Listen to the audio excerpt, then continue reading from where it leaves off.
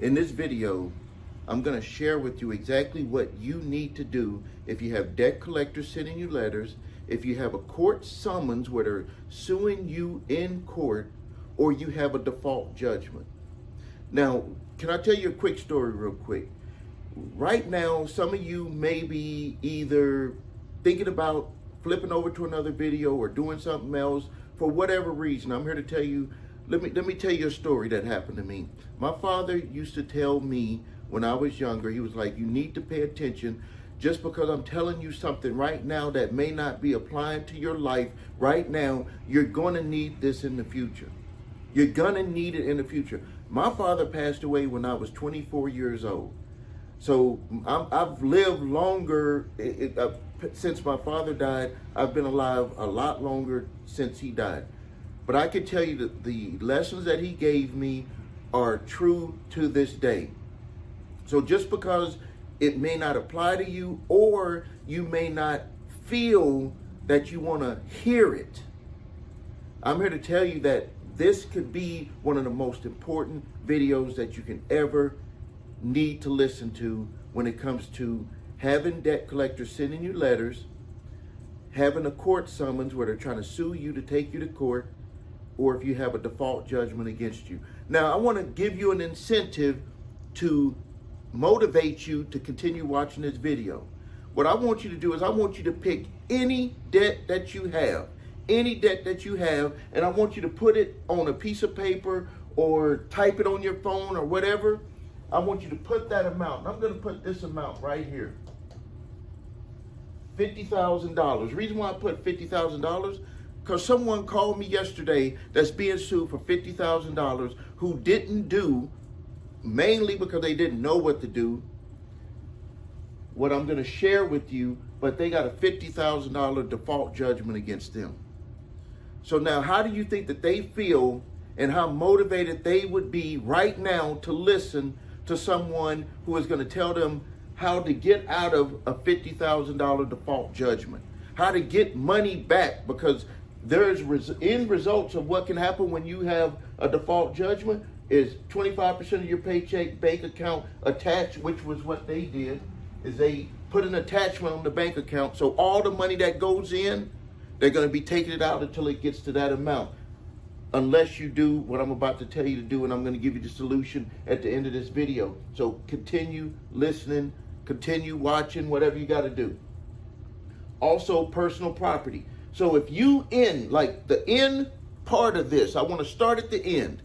If you do not do what I'm going to tell you to do throughout this video, the end result will be, I'm not even going to say potentially, it will be, we get this every day, the end result will be either your paycheck, and it's 25% per paycheck, not like they're going to do it over a month. It's going to be every paycheck. So if you're paid weekly, 25%. If you're paid bi-weekly, 25%, 25%. If you're paid in weekly, 25%, 25%, 25%, 25%. Every week, 25%. If it's bi-weekly, 25%, and bi-week, 2 weeks later, 25%. If it's monthly, they're going to figure it out and they're going to do it monthly. It's going to all equal out the same, like they're taking 25% of your money. Bank account. They will get a writ of garnishment. I'm going to explain how they do this in this video, so please stay tuned, pay attention, listen to me. This is very important. Put that amount of money that you don't want to lose. That's your motivation. Your motivation to stay watching, engage in this video, write it down and say, is it worth me listening to Steve for this video to save me from not having to lose that amount of money? Because that's what's on the table right now. That money that you know a debt collector has out there is on the table. If you got multiple, you can put them all on there. Don't go searching and try to find, you know what you owe, you know about what you owe. You can put it all together. That's what you're risking right now by not watching this video. Personal property. They will take personal property. Some of the people have stated, well, my cars are paid off. I got 2 cars, both of them are not paid off. What they do, this is exactly what they do.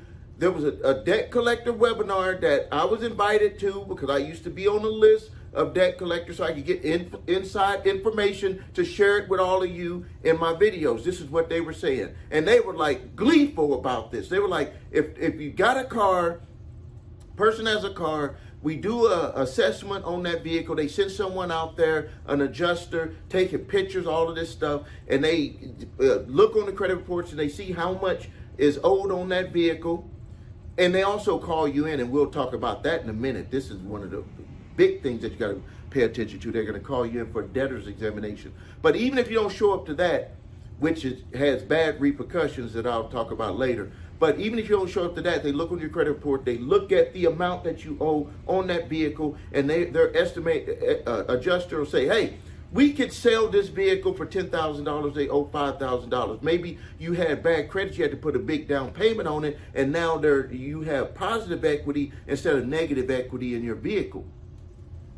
They'll pay it off, and then they'll go sell it. So it doesn't matter. They'll use a combination of all three. It does not matter. They're going to do everything that they could do to collect on that money once they get that garnishment.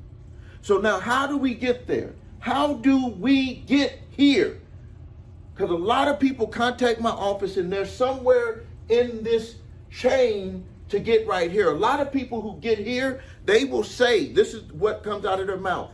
I was never given notice. I never knew anything about it. And I don't call people liars, but I just say that what I want you to do is I want you to go and I want you to find out how it got to there. Or I'll just tell them, which was what I'm about to tell you right now. So we can't get here without having an enforcement hearing. An enforcement hearing is where they go, the debt collection lawyer or the original creditor lawyer goes in the court and they tell the judge, we have a judgment and we want to enforce it, and this is the way that we want to enforce it. And if you're not there, guess what they're going to do? They're going to have an automatic way of enforcing their judgment. Most people don't show up there. So if you're a no-show, you might as well say you just open the door to all three of these. You just wide open. You just opened it up wide for them to go into that door. But even before they could get to this enforcement hearing, guess what they got to do? They got to notify you that they're going to have an enforcement hearing. I'm doing this for a reason because a lot of people will say they knew nothing about it. And I'm going to get to why people say you don't know nothing about it. Why I even said to myself when it happened to me for over $100,000, why I said to myself, I knew nothing about it. There is a reason why you won't admit you knew anything about it. I'm going to get to that in a minute. That's going to help you move forward in your life, not only with dealing with debt and all of this stuff, with everything moving forward in your life when I show you this. The next thing, so they had a notice of hearing. If you were no-show, guess what they get to do next? Now, I haven't even got into knowing what to say, knowing what to do. We'll get to that part later. But this is just with the no-show. Because there are some people that show and they still end up in this situation. I have a solution for that. The next thing is debtor's examination, no-show. This is where they want to know how much you're getting paid, your expenses, everything. It's like you got to open the book. Like they say with the business, we're going to open the books so we can know what's going on. They want to open the books. They already really know because they look at your credit.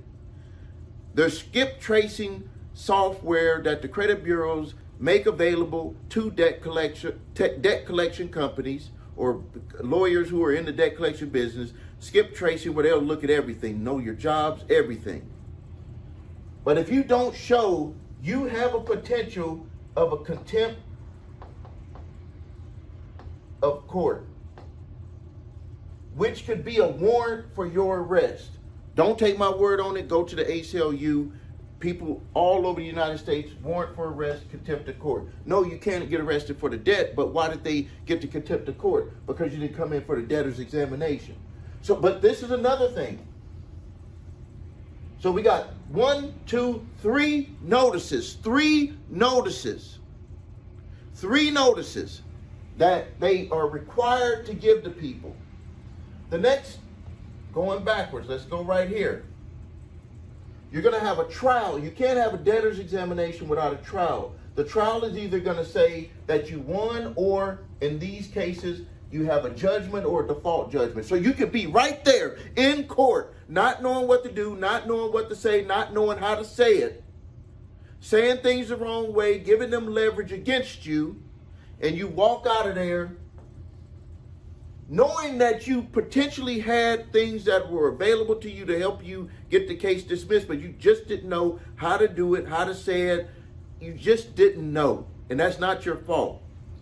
So you'll walk out of there with a judgment, and then they'll just run those next processes there. Most people reported by one of the judicial court investigation groups said about 75 to 78% of all judgments are default judgments. My numbers, from what I was able to see, and all of the states do not report. It's in the numbers of 95% are default judgments, and about 4% are people who either go in there with an attorney and get a judgment, or go in there by themselves and get a judgment. And that's mainly because they don't know what to do, what to say, how to say it, none of that stuff. Before we can even go to trial, there's going to be, and when they do this, they're going to send the summons. So I missed a step here. This is the notice. In between here is going to be a summons notice. Sorry about that. So before a trial, you're going to get a notice saying that you're being summoned to court. If you don't respond to that summons, you're already allowing all of this stuff to happen, and the game is leveraged against you. The whole thing is leveraged against you. So one of the solutions that you would have that's right at the beginning is that you respond to that summons. But I understand you don't know what to do, what to say, how to say it. We'll get to that later. Before they send you that summons, there's going to be a demand letter, and I call this demand letter number 2. Demand letter number 2 is when they get an attorney that's going to represent them in your area. If you are a consumer, if it's a consumer debt, they cannot just sue you in any state. They can't say, well, we're in Florida, that person lives in Texas, we want to sue them in Florida. They can't do that. They have to do it in your area. During COVID, they were able to really ramp it up because they could do it. Everything was by Zoom. It's still by Zoom now, but they're required to get people in that area. That's what they went back to doing. During COVID, they were like gangbusters because they could do a Zoom with their office, and they didn't have to worry about that added expense of sharing that revenue, that potential revenue, with an outside law firm in the area where the individual lived. If you own a business, so if they sue you and your business, they can sue you in any state in the United States. Any state in the United States. And because you own a business, you have to go through the expense of getting an attorney unless there is a secret sauce that allows you to be able to represent yourself. And I'll give you a solution for that at the end of this video. So now, you got demand letter number 2, and that allowed them to go ahead and do the summons because there was no response. Even if you did respond, I find a lot of people respond inappropriately to that demand letter. If you do that right, you can knock it out of the ballpark and stop them. But now, before they even do that, local attorney, when they purchase the debt or the original creditor, they're going to send you a debt collection demand letter. And I call that a direct demand letter. They're going to give you the opportunity to try to resolve it without having them go through the added expense of any legal fees or cost or getting an attorney in your area. If you read the letter, you'll see that's what they're actually saying. So now, before I get to the solution, why in the hell do we, because I include myself into this, pretend like we didn't know that all of these steps happen? We got 1, 2, 3, 4, 5, 6, 7 and then end result 8. Why do we pretend that that stuff didn't happen? Because we're humans. And this is what we go through. Every day we're trying to do for our family. Every day we're trying to get some relax so we can recuperate, so we can make it through another day. The next thing is work. We want to have fun, enjoy life, watch TV, internet, protect our money, protect our lifestyle, and have people leave us the F alone. When this is running through our mind, we don't have time to go through this. Keep your eye on the prize because you don't want to lose that money. When we go, look at the stuff I listed there, and I know that you all have more than that you go through on a daily basis. More than that. So now let's get to the solution.